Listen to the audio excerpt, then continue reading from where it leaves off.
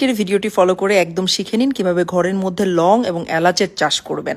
প্রথমে কি করবেন, কিছু এলাচ নেবেন। এলাচটা খুব ভালো মতো চেষে নিতে হবে যেন এটার থেকে মানে একটু ধারালো হয়, এবং আলু দুই পাশে কেটে এই ধারালো অংশগুলো দিয়ে আলুর ভিতর ঢুকিয়ে দিবেন। এবং নার্সারিতে যে ধরনের মাটি পাওয়া যায় প্রচুর পরিমাণে সার দেওয়া, কম্পোস্ট করা, সেই সার নিয়ে কুচি কুচি করে অ্যালোভেরা কেটে দিবেন। কারণ অ্যালোভেরা হচ্ছে খুব ভালোভাবে ডাইজেস্ট করে এবং গাছের শিকড় গজাতে সাহায্য করে।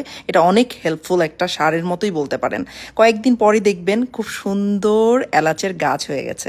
এরপর এটা তুলে পানি দিয়ে স্প্রে করে মাটিটা শুধু চেঞ্জ করে দিবেন, কারণ এই সারের মধ্যে বেশি দিন থাকলে এটা পচে যেতে পারে। সো নতুন মাটির মধ্যে এটা লাগাবেন। ঠিক 2-3 মাসের মধ্যেই আপনি ঘরের মধ্যে পেয়ে যাবেন সুন্দর তরতাজা লং।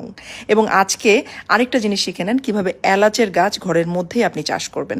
সেম প্রসিডিউর, এলাচ নেবেন, এলাচের ভিতরে বিচিটা কয়েকদিন পানির মধ্যে 2-3 দিন পানির মধ্যে ডুবিয়ে রাখবেন। এরপর খুব ভালো মতো পানিটা ছেঁকে নিতে হবে।